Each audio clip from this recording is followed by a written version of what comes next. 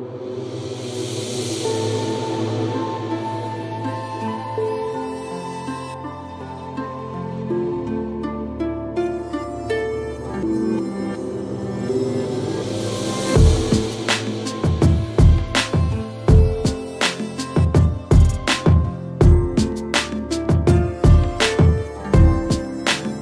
తీసుకున్నాము.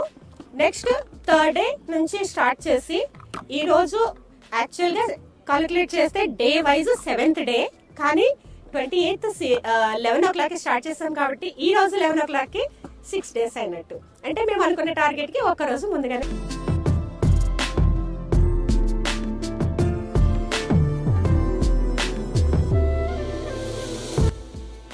Kelton island నుంచి Kadmat island వరకు కూడా 48 కిలోమీటర్స్, అది 18 hours టైం తీసుకుని సక్సెస్ఫుల్ గా ఫినిష్ చేశాను. సో అది మన మోడీ గారు ఏదైతే లక్షద్వీప్ టూరిజం ని ప్రమోట్ చేయాలనుకున్నారో దాంట్లో భాగంగా నేను దానికి డెడికేట్ చేశాను.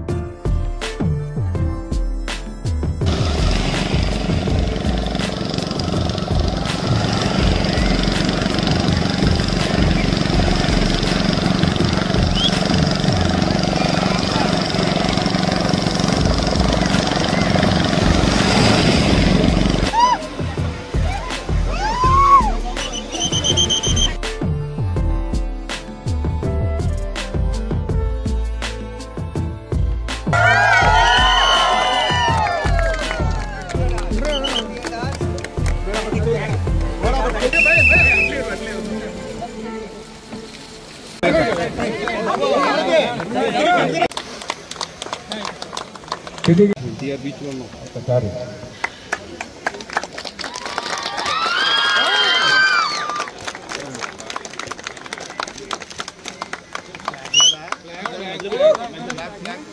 గ్యాప్ తీసుకున్నాము.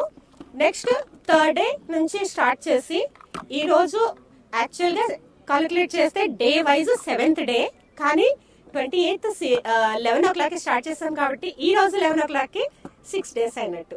అంటే మేము అనుకున్న టార్గెట్ కి ఒక రోజు ముందుగానే, ఒక రోజు లేట్ గా ఫినిష్ చేస్తామని. యాక్చువల్ గా మనకి లక్షద్వీప్ లో టూరిజం ని ప్రమోట్ చేస్తున్నారు నరేంద్ర మోడీ గారు. సో దాంట్లో భాగంగా నా వంతు కూడా నేను చేయాలన్న ఉద్దేశంతో లక్షద్వీప్ లో స్విమ్ చేయాలని అనుకున్నాను. సేమ్ నాకు కూడా అక్కడ నేను చేయాలి అనుకున్నప్పుడు పెద్దగా ఎంకరేజ్మెంట్ దొరకలేదు. జస్ట్ 10 kilometers ఈవెంట్ చేయమని సజెస్ట్ చేశారు. 10 kilometers అంటే నేను పూల్లోనే ప్రతిరోజు 10 kilometers చేస్తాను. దానికి అంత దూరం లక్షద్వీప్ వెళ్ళి చేయటం అవసరం లేదు. నాకు 35+ కావాలి అని నేను రిక్వెస్ట్ చేసి వాళ్ళని పర్సనల్ గా కలిసినప్పుడు అక్కడి కలెక్టర్ చాలా సర్ప్రైజ్ అయ్యి ఎంకరేజ్ చేశారు. ఇమీడియట్ గా పర్మిషన్స్ ఇవ్వటము. కెల్టన్ ఐలాండ్ నుంచి కద్మత్ ఐలాండ్ వరకు కూడా 48 kilometers, అది 18 hours టైం తీసుకుని సక్సెస్ఫుల్ గా ఫినిష్ చేశాను. సో అది మన మోడీ గారు ఏదైతే లక్షద్వీప్ టూరిజం ని ప్రమోట్ చేయాలనుకున్నారో దాంట్లో భాగంగా నేను దానికి డెడికేట్ చేశాను. అంటే సముద్రంలో మేము స్టార్ట్ చేసినప్పుడు పెద్ద అంటే మా ఫోకస్ అంతా కూడా 5 days లో ఫినిష్ చేయాలని ఉంది. కానీ స్టార్ట్ చేసిన తర్వాత టార్టాయిసెస్ ఉన్నాయి, ఎంత బాగున్నాయి అంటే అసలు నన్ను ఫాలో అవుతూ రావటము, నన్ను టచ్ చేయటము, అంటే క్యూరియాసిటీ ఉంటుంది వాటికి. దాంట్లో కొన్ని చోట్ల మాత్రము ఒక 3-4 hours తర్వాత జెల్లీ ఫిషెస్ కుట్టడము, దాంతో కొంచెం టైం తీసుకుని కొద్దిగా మళ్ళీ స్విమ్ స్టార్ట్ చేశాను. మధ్యలో ఫిషర్మెన్స్ వాళ్ళంతా కూడా బోట్లు వేసుకొచ్చి ఒక 20 boats వేసుకొచ్చి వీడియోస్ అదంతా తీసుకుంటే మాకు చాలా ఎంకరేజింగ్ అనిపించింది. ఇది నా ఉద్దేశం ఏంటంటే మన ఆంధ్రప్రదేశ్ లో టూరిజం డెవలప్ అవ్వాలి.